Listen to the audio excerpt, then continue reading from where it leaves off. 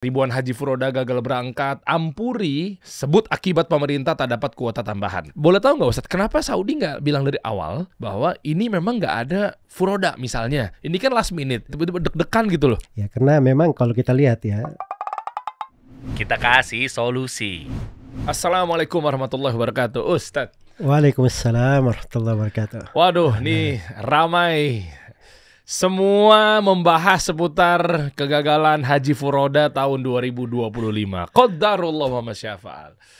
Aduh, rame banget Ustadz di berita-berita. Tuh ya, ribuan haji furoda gagal berangkat, Ampuri sebut akibat pemerintah tak dapat kuota tambahan. Nah, ini menarik nih Ustadz nih. Sebelum kita bahas dan hikmah apa sih yang bisa kita petik ya dalam hal ini, lebih kepada juga nyemangatin buat teman-teman yang nggak berangkat. Sedih banget ya. Tapi sebelumnya gini Ustadz, saya mau ya kita ngucapin lah selamat Hari Raya Idul Adha. Masya Allah. Masya Allah. Taqabbalallahu minna wa minkum. Pokoknya mudah-mudahan teman-teman semua, ya meskipun adanya begini, ingat ya tetap kalau mau sembelih hewan kurbannya jangan galau-galau. Kita rayakan Idul Adhanya dengan happy, makan-makan dan lain sebagainya. Karena akhirnya bawa mau kemana-mana Ustadz obrolannya. Kita bahas aja gimana Ustadz? Menarik Ustadz ya? Boleh. Tapi sebelumnya Ana mau doakan buat Ustadz, semoga Allah selalu menjaga Ustadz. Amin amin wa yakum. Silakan Ustadz, barakallahu fikum. Bismillahirrahmanirrahim. Jadi begini ya. Ya. Memang di segala sesuatu itu padahal yang merupakan takdir dan ketentuan Allah, kita meyakini ada hikmah Allah di dalamnya. Ya. Falillahil hikmatul baligh, falillahil hujjatul baligh. Milik Allah hujjah yang paling mendalam. Ya. Di antara Asmaul Husna, nama Allah Subhanahu wa taala Al-Hakim, yang Maha memiliki hikmah. Ya. Ya, jadi kadang memang hal-hal terjadi itu bisa di luar prediksi dan kemampuan kita ya. Ya. Sebab furoda ini kan atau mujamalah, Ya. ini kan tiap tahun ada. Malah ada sumber-sumber yang memang diberi kekhususan visa itu sudah belasan tahun bahkan puluhan tahun sudah berjalan gitu. Oke. Ya tentunya hal-hal yang seperti itu menunjukkan bahwa sebenarnya dari jenis haji ini tuh ada gitu, bukan tidak ada. Dan juga bukan dikatakan bahwa ini barang yang mengandung goror, tidak jelas dan seterusnya. Iya. Itu juga keliru memahami itu, karena di Kementerian Haji sendiri itu salah satu divisinya ada namanya divisi B2G. B2G itu untuk mujamalah, furoda dan lain-lainnya. Oh, business to government ya? Ya. Oke. Jadi kan dia ada 3 produk haji itu. Ada B2B, itu kuota negara. Yang kalau di Indonesia kuota negara ini itu menjadi 2 produk, namanya haji reguler dan UNH plus. Iya. Gitu kan? Terus yang kedua produk Saudi namanya B2C. B2C ini untuk negara non kuota. Yeah. Jadi negara minoritas. Ya kalau di Asia ini cuma Jepang dengan Korea Selatan. Oke. Ya banyaknya di negara di Eropa sana dan ya dimaklumi lah. Yeah. Kemudian yang ketiga ini yang disebut dengan nama B2G. Yeah. B2G ini produk haji terkait dengan selain daripada 2 ini. Itulah di sini ada mujamalah, ada furoda di dalamnya. Oke. Ya, jadi istilah mujamalah itu kan misalnya itu kan asalnya visa kehormatan ya, undangan. Ya, misalnya ada tokoh negara atau ada pangeran, ada punya tamu. Ya, sama di Indonesia ini misalnya kedutaan Saudi atau atase-atasenya yang punya bagian dari kuota visa yang diberikan, itu mereka kadang ada tamu diberi dari visa-visa itu. Visa-visa ini itulah sebagiannya berangkat dan sebagiannya memang karena sistemnya tidak dibuka, jadi yang jenis jalur khusus ini pun banyak juga yang tidak berangkat. Apalagi kalau dia masuk ke dalam jenis yang dibicarakan ini. Yang dibicarakan ini kan memang terkait dengan syarikat-syarikat ya, yang langsung disuplai dari sumber-sumber. Sumber-sumber ini yang diberi oleh kerajaan, Nah itu sistemnya memang tertutup di tahun ini. Ya, tertutup. Jadi maksudnya bahwa banyak dari travel itu kerjanya bagus sebenarnya. Jadi orang-orang apalagi dia sudah pengalaman tahunan di sini. Jadi sepanjang dia kenal sumber visa, kemudian di sumbernya sana punya mitra yang bagus, ya seperti di teman-teman kita ini punya mitra-mitra bagus di sana ya. Mereka sudah punya perusahaan-perusahaan besar. Mereka sudah bayar hotel, bayar tiket pesawat, mereka sudah bayar masyair, tenda-tenda. Jadi paketnya udah lengkap. Jadi kita bermitra dengan mereka sudah bayar semua dulu di awal. Dan sumber visa mereka juga sudah jelas, orang-orang yang memang sudah setiap tahun dapat jatah gitu. Oke. Ya, jadi pada dasarnya kan terjamin sebenarnya kan. Nah itu. Ya, cuman qadarullah ma syaa fa'al, tahun ini pemerintah Saudi Arabia ada kebijaksanaan untuk mereformasi di sistem haji mereka. Oke. Ya, jadi ini kejadian-kejadian kan berulang. Di tahun kemarin yang meninggal 1800-an ya kalau nggak salah tahun kemarin itu. Nah itu hal yang seperti itu pahit sekali bagi mereka gitu. Nah, dan itu kebanyakan yang terjadi itu karena orang-orang yang masuk haji tidak resmi. Mau dirapihin. Ya, mau dirapihin. Jadi sekarang Furoda aja tidak ada. Yang sudah dikeluarin dari Mekah sekarang itu sudah 295.000 orang. Kalau menurut berita-berita ya yang. Oh, yang hanya daftar Furodanya udah hampir 300.000 orang ya? Nah ini Furoda saja tidak ada kan. Tapi bersamaan dengan itu sudah ada yang dirapikan di Mekah, dikeluarin gitu dari yang tidak punya, yang orang-orang ilegal ini.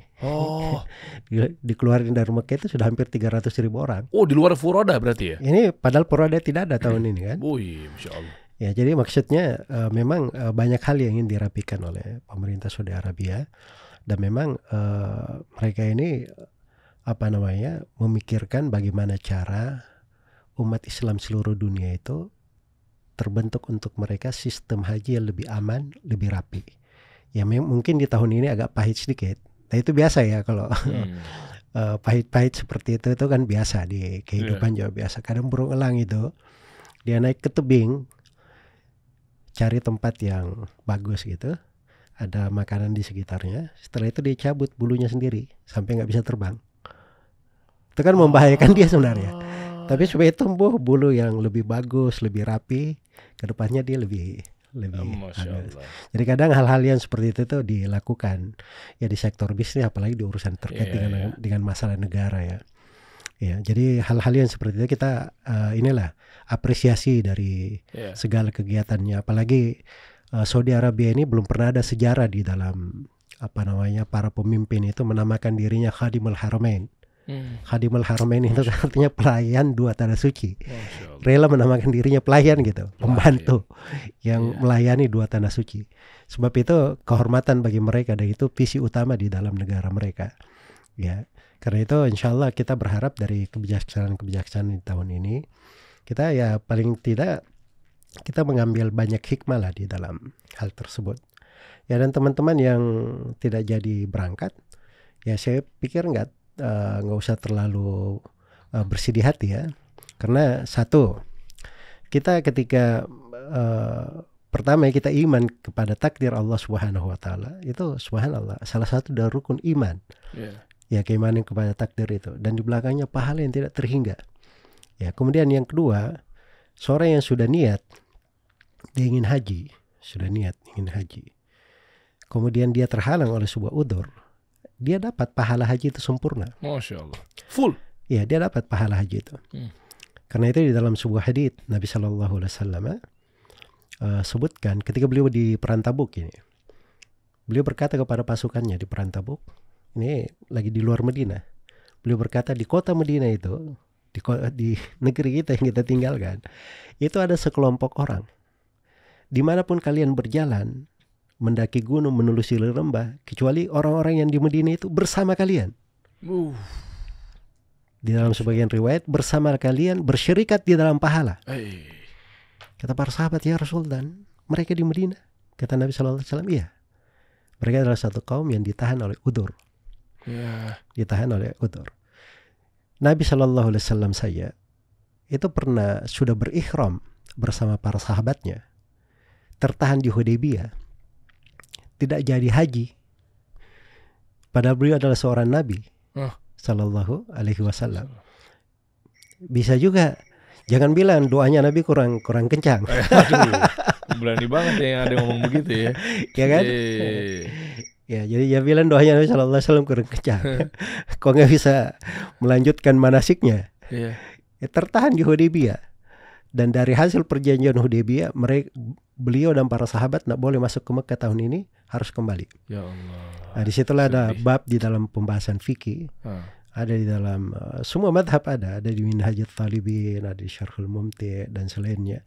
Itu kan ada bab namanya Al-Fawat wal Ihsar.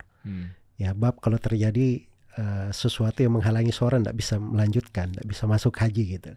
Dan itu kejadian terjadi. Karena itu harus kita tahu bahwa di antara fikih adalah seorang itu beriman kepada ketentuan dan takdir Allah, dia perbaiki niatnya sepanjang dia sudah berniat dengan niat yang baik. Maka insya Allah Ta'ala di belakang niat yang baik itu akan dijamin untuk pahalanya. Nah, kemudian selain daripada itu kita kan ada amalan-amalan. Amalan-amalan itu besar sebenarnya, punya pahala seperti pahala haji.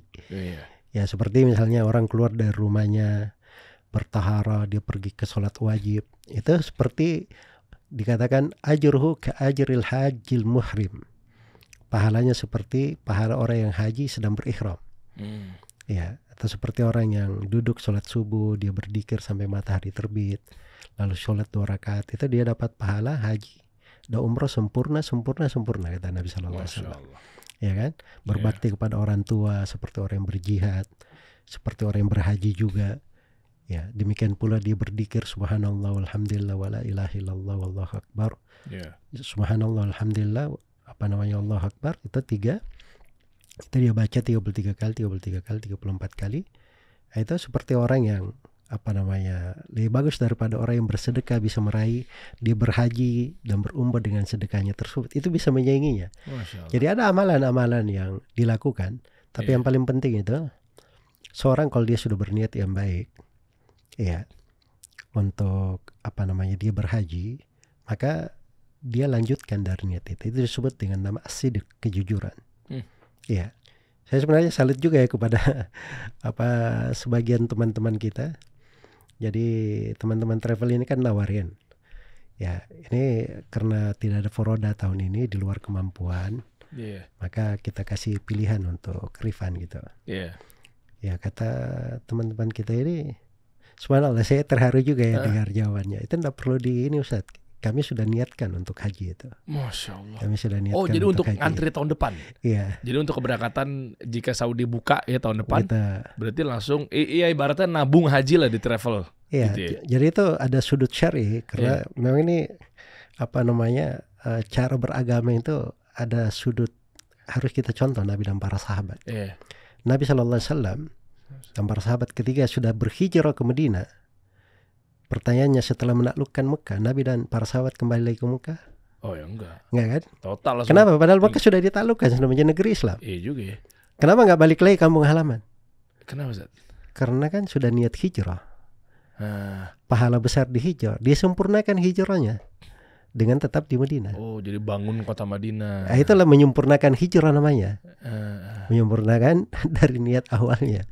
Ya seorang haji juga seperti itu. Jangan sampai dia dari awal dia sudah niat haji, oke nggak jadi berangkat, diambil duitnya pakai bisnis, nggak jadi haji tahun depan. Ya Allah.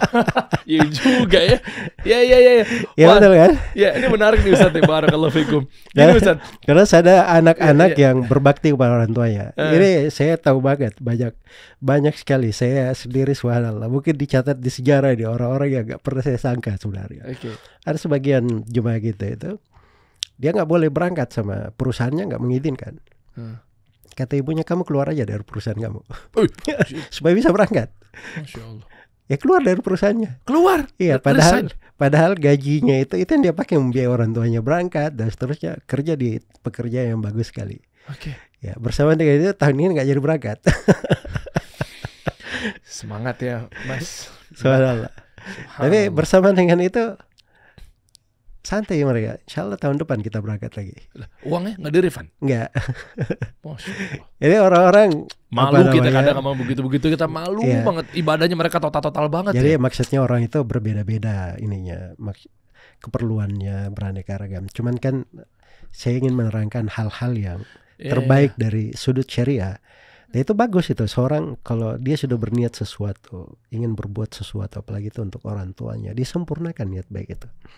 Jangan dia ganggu hal-hal yang dia sudah sempurnakan. Sebab kalau dia pakai untuk jalur lain, dia nggak tahu kehidupan ini, belum tentu dia bisa balik lagi. Oh iya. Ya kan? Padahal niatnya dari awal adalah untuk hal yang baik. Ya, jadi itu diantara apa namanya hikmah-hikmah indah sebenarnya, supaya kita menampakkan kejujuran kita kepada Allah Subhanahu wa taala. Karena itu para sahabat itu diabadikan pujian di dalam Al-Qur'an. Minal mu'minina rijalun shadaqu ma ahadullah alaih. Di antara kaum mukminin ada sekelompok lelaki punya sidik kejujuran terhadap janji yang diambil. Kalau dia sudah ingin berbuat sesuatu, dia jujur tuh.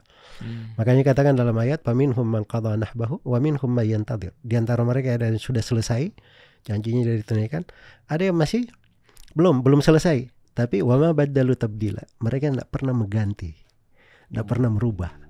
Nah, itu as-sadiqin, orang-orang yang jujur. As-sadiqin ini tingkatan tinggi di dalam. Dia akan bersama para nabi dan para rasul. Iya. Ya, jadi ujian-ujian itu kadang membawa kita kepada hal yang bagus. Selain daripada itu, ini saya sendiri ya, ini pikiran saya ya. Jadi ujian-ujian ini kadang apa namanya membuat kita merenungi bahwa kita ini sejatinya memang seorang hamba, tidak punya apa-apa. Tidak ada daya dan upaya di dalam hal ini. Kalau Allah punya ketentuan, tidak ada yang bisa menolaknya. Tadi saya cerita itu perusahaan-perusahaan itu, apa kurangnya mereka? Tiap tahun dikasih visa, dikasih distrik khusus oleh negara, punya jatah visa. Orang perusahaan besar dia booking hotel, booking pesawat, nah, jadi berangkat juga. Sebagian mitra saya rugi 60 juta real, sebagian lagi 100 juta real, macam-macam kerugiannya dari mitra-mitra kita. Tapi bersamaan dengan itu, ya mereka tadinya yakin di bisnis ini, orang pebisnis semua tahunan, tapi tahun ini nggak ada. Nggak memberangkatkan. Ya itu supaya kita tahu bahwa kita ini seorang hamba. Dan hamba itu dia selalu menerima ketentuan dari Rabb-nya. Kita tahu jati diri kita. Jadi ada hal-hal yang kadang di luar tangan kita, di luar kemampuan kita. Kita tidak bisa berbuat apa-apa di belakang hal tersebut. Iya. Kemudian selain daripada itu, kita juga bisa memetik dari akhlak yang mulia, dari kesabaran, bersyukur, ya kan? Bersyukur. Ya kita ini alhamdulillah diberi kemudahan. Mungkin tahun ini bisa daftar haji, tapi walaupun belum bisa berangkat, tapi kita sudah dapat pahala yang bagus kan. Barangkali Allah menginginkan kita dapat pahala haji 2 kali. Masya Allah. Dapat pahala tahun ini karena kita sudah niat baik, kita sudah dapat pahala haji. Tahun depannya kita dapat pahala haji beneran gitu, karena kita menunaikan ibadah haji. Iya. Masya Allah. Jadi itu mungkin diantara hal-hal yang bisa saya sampaikan. Barakallahu fiik. Allah ya barik. Nanti kita bahas dan kupas lebih lanjut mengenai sebenarnya ada apa sih di Saudi dan juga apa hikmah-hikmah yang bisa kita pelajari. Tapi menariknya begini Ustaz, kami ini sudah ada sekitar belasan orang lah yang udah daftar untuk berangkat haji di tahun ini. Masya Allah. Nah, kami konsorsium. Nah, ini biar teman-teman tahu alurnya dulu ya, biar kegambar nih, Masya Allah nih. Ya, terutama buat pengusaha-pengusaha travel. Ya, yang pasti ini satu cubitan yang luar biasa gitu ya, ketika tahun ini ternyata pemerintah Saudi tidak membuka haji furoda atau visa mujamalah. Tapi begini Ustaz, total visa yang ada bersama Ustadz itu untuk keberangkatan kita tahun ini ada berapa Ustadz? Ibaratnya Ustadz menjual berapa visa? Ini biar proven. Karena gini, khawatir teman-teman berpikir negatif atau mungkin skeptisitasnya tinggi sekali bahwa kayak ini kenapa sih jangan-jangan travelnya ini apa segala macam ya. Biar kita luruskan satu persatu ya. Karena memang ini adalah isunya nasional. Jadi biar teman-teman tahu justru kami membersamai para travel umroh atau travel haji umroh seluruh Indonesia. Jadi biar jangan tiba-tiba berpikir bahwa ya ini hanya segelintir orang ya. Jamaah, wah ini gimana sih travelnya apa segala macam. Enggak, ini kita runut satu persatu. Total Ustadz visa yang berhasil terjual ke para jamaah calon tamu Allah berapa? Nah ini begini ya, saya sebenarnya ini di lingkaran ini ya. itu adalah untuk membantu orang-orang supaya mudah haji. Oke. Ya.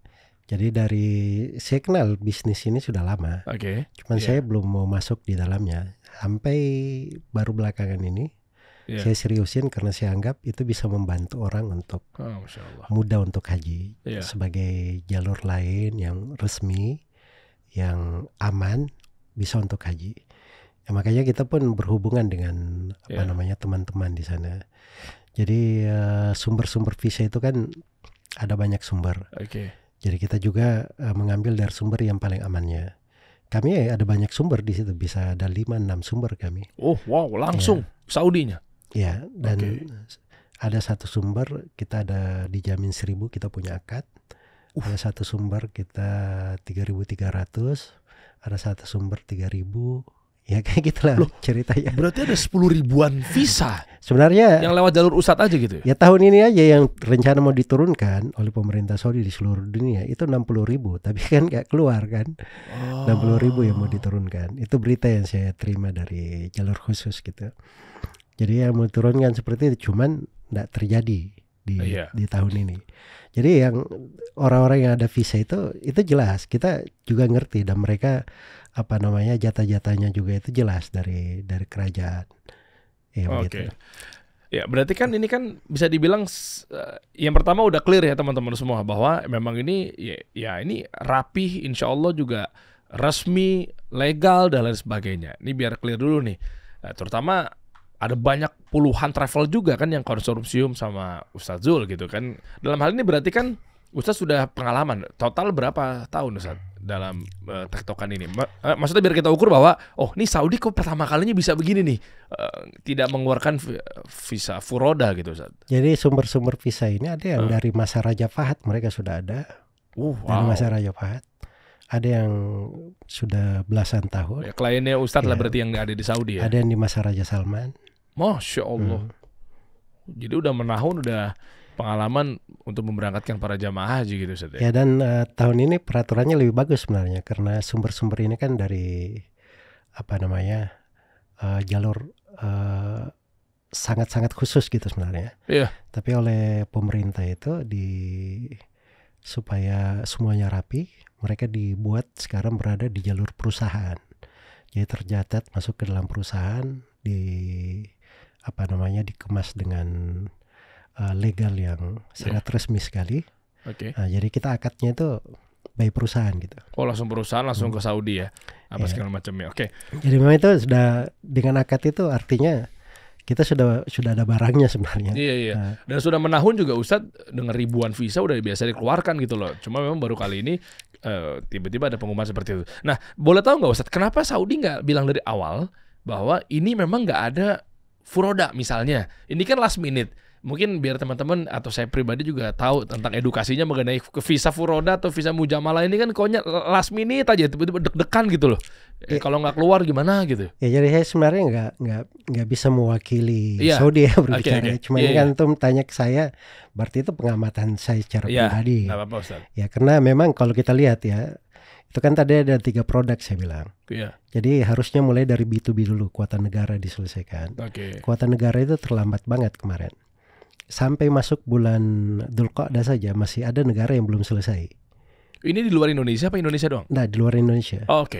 Kan negaranya kan banyak. Setelah itu biasanya mereka masuk ke B2C, negara-negara non kuota. Negara non kuota kemarin sudah terbuka di bulan Dzulqa'dah, di bulan Syawal sudah mulai terbuka. Hanya saja terbatas sekali dan sedikit sekali. Ya, akhirnya banyak dari negara-negara yang non kuota ini sekarang mencari ke B2G itu tadi, pindah nunggu haji mujamalah dan furoda. Pemerintah? Iya, enggak, mereka di negara-negara mereka. Negara-negara yang non kuota, biasanya negara minoritas dari Eropa, dari Australia, macam-macam gitu.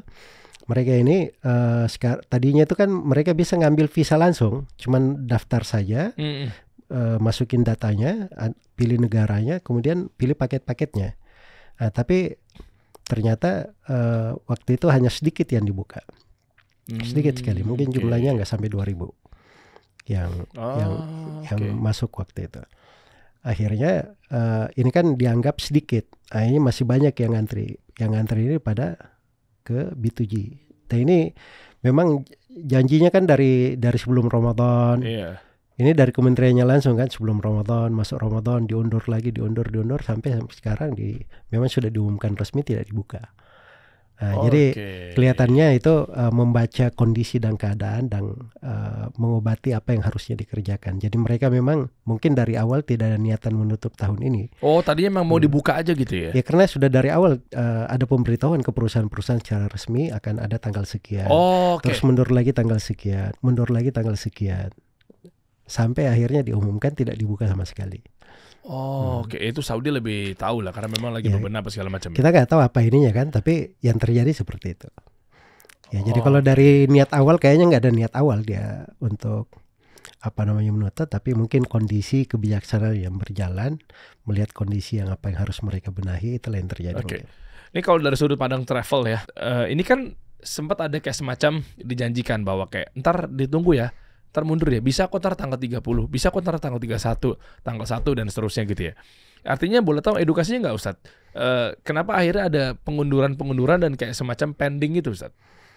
Tadi saya sebut ada 3 program. Oke. B2B, B2C dengan B2G. Mulai dari B2B dulu. Ini kuota negara-negara. Iya. Kalau di Indonesia ini menjadi 2 produk, reguler dan ONH+. Oke. Ya, jadi kalau ada visa keluar misalnya, terus ONH+ ya wajar lah karena memang dia ada di sini. Oh, ONH+ memang.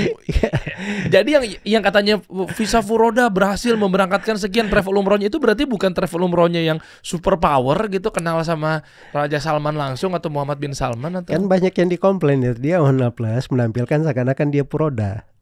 Oh alah, ya. Itu kan nggak benar juga, nggak fair juga kan. Sama teman-teman yang lagi bersedih kasihan juga kan di merasa dikerjain gitu sama. Tapi padahal dia ONH+. Padahal ONH+. Jadi mereka selesaikan dulu kuota negara, B2B selesai dulu, begitu selesai pindah B2C. Iya. B2C selesai baru masuk ke B2G. Makanya B2G ini biasanya terlambat. Biasanya terlambat. Cuman kemarin kan dari komitmen awal di tahun ini itu katanya mau dirapikan semuanya. Yeah. Jadi beritanya bahwa B2G ini itu mau dibuka lebih awal sebelum Ramadan. Makanya perusahaan-perusahaan itu kan sudah mapping bagus, sudah bikin akad-akad dan sebagainya, malah sebagian perusahaan itu dia sudah mapping sekian ribu, dia sudah bayar hotelnya, sudah bayar pesawatnya, dan paketnya dia sudah dibeli putus sama perusahaan lain. Ya, ujung-ujungnya nggak jadi berangkat. Nggak. Padahal bisa ditahu berapa kerugian mereka kan di situ. Nah, ini kalau ngomongin kerugian Ustadz, sebelum nanti kita ke hikmahnya ya. Jadi kan ini ada hubungannya sama refund ya. Tapi sebelum ke situ, sebenarnya berarti kalau akhirnya bisa refund, berarti travel itu kan udah ngeluarin bayaran DP dulu ya ke vendor-vendor terkait yang ada di Saudi. Atau seperti apa Ustadz? Betul, ini cakep deh pertanyaannya. Nah, ini di sinilah tingkat kemampuan travelnya. Dia bertransaksi dengan siapa? Jadi kalau dia bertransaksi dengan A1-nya langsung, itu lebih gampang dia. Karena biasanya A1-nya ini dia nggak perlu duit kita, dia sudah siap paketnya.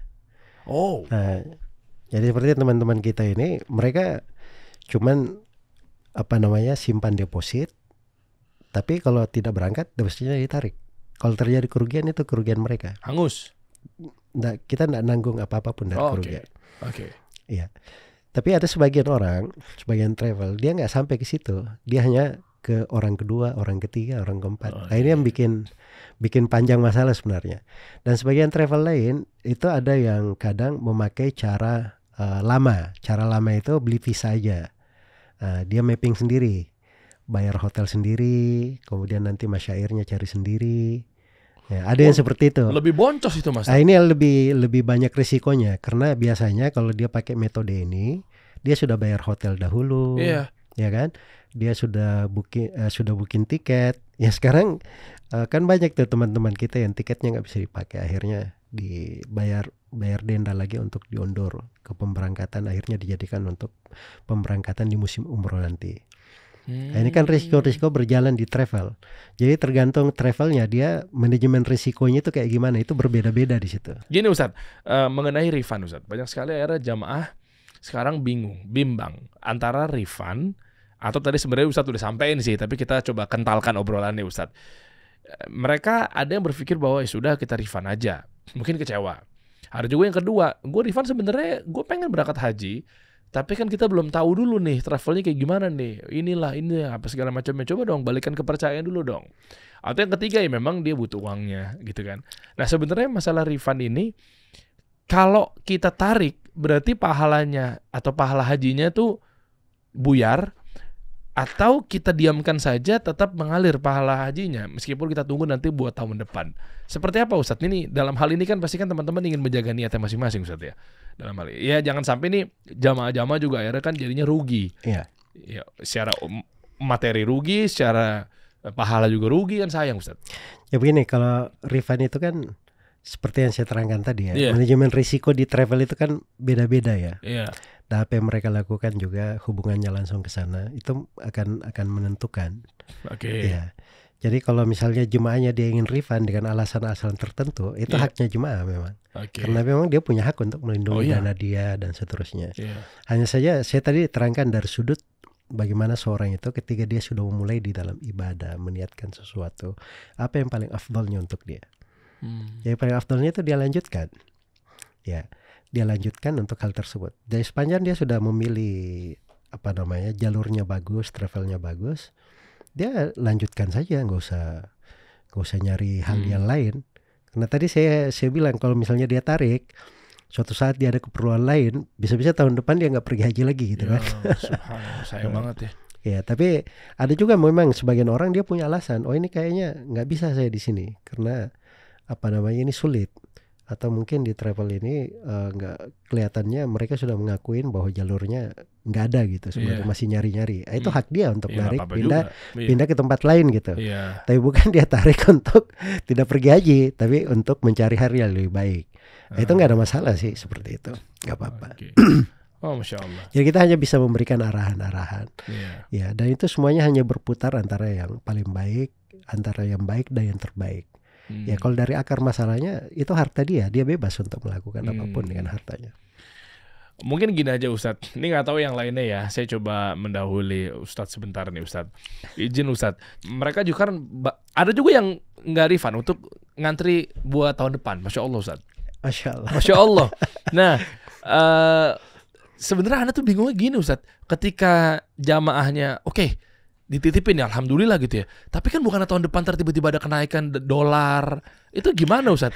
Sebenarnya gini, Anda bilang sama teman-teman semua, boleh nggak kalau Anda bilang begini, ya Bapak Ibu, kalau memang untuk tahun depan, ya alhamdulillah kami diamanahkan untuk menyimpan harta Bapak Ibu semua, gitu. Tapi untuk tahun depan, insya Allah dipastikan tidak naik, karena memang mungkin, ya ini kan kita nembak-nembak aja ya, kan.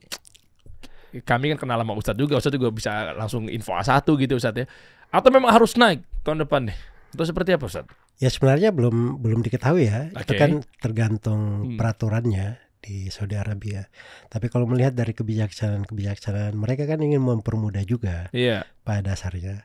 Dan ini kan Purode ini sudah ada tahunan gitu loh. Jadi bisnis ini juga orang sudah tahu, harga-harga itu sudah tahu. Jadi kalau misalnya seperti teman-teman bilang, kalau terjadi kenaikan di tahun depan kami jamin tetap di harga yang sama. Kalaupun ada ini kami yang menanggung untuk itu. Itu kan bagus juga kompensasi dari teman-teman lah untuk sama-sama kita saling menutupi kan. Tapi masalahnya kalau untuk refund berapa lama Ustaz? Nunggunya, cairnya? Itu tergantung travelnya. Tadi itu saya bilang manajemen risikonya itu kayak gimana. Karena ada yang bilang 6 bulan. Jadi kalau misalnya tadi yang cuman ngambil visa aja, kemudian dia sudah beli tiket sendiri, sudah bayar hotel sendiri, ini kan sudah artinya sudah risiko dari travel. Jadi kalau travel memakai uang jemaah untuk hal itu mengembalikannya sulit juga, saya berpikir gimana bisa dikembalikan gitu lah. Ya kan? Tapi kalau travelnya yang menanggung, itu sisa antara dia dengan travel saja. Antara dia dengan travel. Biasanya ya enggak lebih dari 6 bulan ya maksimal. Ya makanya tadi kan kita nyari mitra. Yang mitra ini dia sudah siapin semuanya lengkap.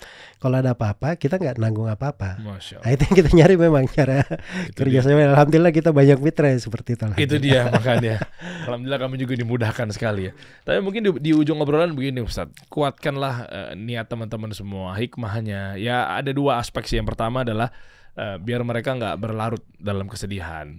Apalagi kan ngelihat sekarang sedih ya. Waktu kemarin aja saya jadi buka TV ngelihat TV Mekah live gitu kan dan lain sebagainya. Ya Allah, ya kan anyway teman-teman, saya Ustadz ini kami harusnya satu keberangkatan yang sama, ya kan, karena nyatanya pemerintah Saudi juga tidak membuka furoda atau mujamalah, ya sudahlah, qadarullah. Saya pun juga tidak berangkat haji gitu. Ya insya Allah kita berangkat tahun depan ya Ustadz ya. Oke. Nah kalau misalnya tahun depan Ustadz, nggak apa-apa deh. Kita taruh duit kita di travel deh yang udah kita percaya gitu ya. Untuk tahun depan insya Allah. Karena kan logikanya kan kalau maksimal 6 bulan juga tinggal nunggu. Misalnya 6 bulan refund. Misalnya maksimal, ya tinggal nunggu 6 bulan lagi gitu ya berangkat. Nah tahun depan udah pasti bisa berangkat lagi nggak, Ustadz? Apa memang sistemnya ini Saudi bebenahnya gimana? Kan sistemnya sudah seperti itu. Itu tadi saya sebut B2B, B2G, Nah, dengan B2C. Nah, itu sudah menjadi ada kepalanya di dalam Kementerian Haji. Oke, tapi kalau untuk tahun depan bisa dipastikan berangkat nggak? Ya maksudnya sampai sekarang itu masih ada di sistem Kementerian Hajinya di kantor mereka. Ini kepala B2B, ini kepala B2G. Itu masih ada sampai sekarang. Artinya tidak ada perubahan. Oke. Jadi berarti sistem bisa negara ada gitu loh. Tahun depan. Jadi selama setahun ini bulan ini, tahun ini dirapihin dulu semuanya sistemnya. Tahun depan insya Allah kita berangkat haji. Ya mudah-mudahan insya Allah tahun depan semuanya lancar, aman. Amin ya Rabb. Wah, Masya Allah. Ada mau tambahin Ustadz mengenai dengan pembatalan furoda kali ini? Berarti pemerintah kita udah ada upaya apa Ustadz? Terutama mungkin Kementerian Agama misalnya. Dapat bocoran nggak Ustadz? Bahwa Menteri kan banyak di berita kan beliau akan bantu dan seterusnya. Dan beliau memang punya akses bagus sekali di Saudi Arabia. Ya dan saya yakin beliau pasti melakukan banyak cara untuk membantu umat Islam di Indonesia ini supaya bisa menunaikan hajinya cara furoda. Dan saya tahu juga dari jalur-jalur kita di teman-teman kita ya, itu masuk ke jalur yang sangat-sangat khusus pun ada untuk hal tersebut membantu. Tetapi memang negara memandang kelihatannya ada kebijaksanaan tertentu yang mereka pandang sudah patenkan bahwa itu yang terbaik gitu. Iyalah pastilah. Nggak mungkin kan tiba-tiba punya keputusan tapi nggak didasari sama alasan-alasan yang kuat atau faktor-faktor atau secara faktual apa segala macam ya. Masya Allah, syukran Ustaz, jazakallah khairan, barakallahu fikum.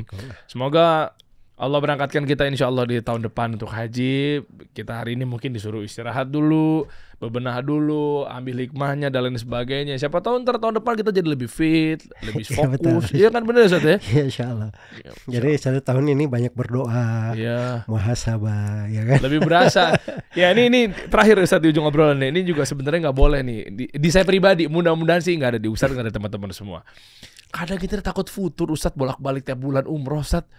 Itu yang kadang gimana hati ya, mentang-mentang ini sebagian kecil kalau pemilik travel pasti tahu lah.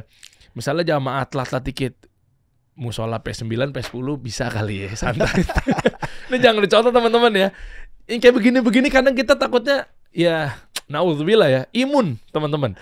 Jadi kalau di teman-teman travel umroh nih kayaknya kadang kita khawatir imun. Jadi barangkali mungkin dengan hal ini kan kita yang udah sering bolak-balik haji, siapa tahu nggak imun gitu loh. Jadi kita bener-bener dinanti-nanti karena rindunya berkali-kali lipat Ustaz. Buat tahun depan jadi bener-bener fokus berdoa, niatin, jangan sampai kayak udah haji yang kedua, ya udahlah daftar, ya udah berangkat, udah haji yang ketiga. Jadi kayak begitu Ustaz. Mungkin dengan adanya seperti ini kan Allah punya cara ya. Kita setahun nih bener-bener yang kayak waktu Covid aja Ustaz. Waktu Covid kan ditutup, nggak boleh ada keberangkatan, lama kita nggak umroh kan, begitu dibuka, rindunya luar biasa. Mungkin itu kali Ustaz ya. Betul. Jadi saya ingat tahun 2004 atau 2005 ya. Saya bawa ini teman-teman untuk tanazul ya. Mereka artinya jalan sendiri gitu. Jadi ada suami istri sudah pensiun dan sudah tua umurnya, tapi subhanallah jalannya lebih kuat dari saya. Subhanallah. 2004 bisa begitu Ustaz. Ini 20 tahun yang lalu. Saya lebih segar kan, tapi lebih kuat jalannya daripada saya. Dia cerita, saya tanya kenapa. Jadi mereka cerita bahwa begitu diumumkan porsi haji sudah keluar sekitar 6 bulan sebelum haji gitu. Selama 6 bulan itu jalan 5-7 kilo gitu. Oh, latihan. Sudah latihan. Pemanasan. Itu kerinduan itu di dalam hati itu. Wih. Keajaiban sebenarnya itu. Iya. Saya lihat juga pernah sama ini suami istri udah tua, tapi subhanallah luar biasa untuk memenunaikan hajinya. Orang menggendong ibunya. Bisa dia gendong ibunya sepanjang perjalanan haji. Sepanjang perjalanan haji apa tawaf doang? Enggak, sepanjang perjalanan sepanjang haji. perjalanan rukun-rukun. Iya, dia nggak pakai kursi roda, dia pakai ini. Jadi sebenarnya seperti yang dikatakan oleh Syekh Abdul Razak itu. Jadi kan beliau lihat, sudah lama beliau cerita dari puluhan tahun. Kata beliau, saya belajar dari orang Indonesia pelajaran yang berharga. Kakinya cuma satu. Tapi di sholat malam di masa dahulu itu panjang-panjang. Kadang dalam satu malam mereka baca 2 juz. Dalam satu malam. Ini orang kakinya cuma satu, tidak pernah dia duduk, berdiri terus. Akhirnya Syekh Abdul Razak bilang, akhirnya dia kasih saya pelajaran bahwa sebenarnya cacat yang sebenarnya itu bukan di fisik kita, cacat itu di hati kita. Ya Allah, iya lagi. Jadi sebenarnya antum punya fasilitas apapun, mau di bintang 5, mau di bintang 3, tapi kalau cara berpikirnya di hatinya itu malas-malasan ya di P9 nanti jadi ya. Ustadz kayaknya nyindir saya kayaknya ya. Sholatnya di musola P9 mulu lagi-lagi. Enggak usah, ada juga ada bolak-balik juga cuma memang agak seringan belakangan di P9. Kan begitu kan. Tapi kalau dia sudah atur sebelum berangkat itu ini 20 menit sebelum adzan sudah ada di masjid. Ada yang 1 jam sebelum adzan dia sudah di masjid. Tapi kan sama-sama tanah haram saat P9. Ya itulah alasan-alasan itu sebenarnya. Sebenarnya itu betul, semuanya pikir itu betul. Tapi itu kan diambil ketika ada udzur atau ada hal yang lebih penting. Tapi kita kan akhirnya bergampangan jadinya. Insya Allah tahun depan haji, Bismillah. Ya, lebih bismillah. latihan lagi, lebih latihan fisik lagi. Ya, barak militer, Bismillah. Kang Deddy Mulyadi, bawa saya ke barak Kang, biar saya kuat Insya Allah tahun depan nih. Terima kasih Ustaz. Ya, barakallahu fikum. Barakallahu fikum. Kita kasih solusi.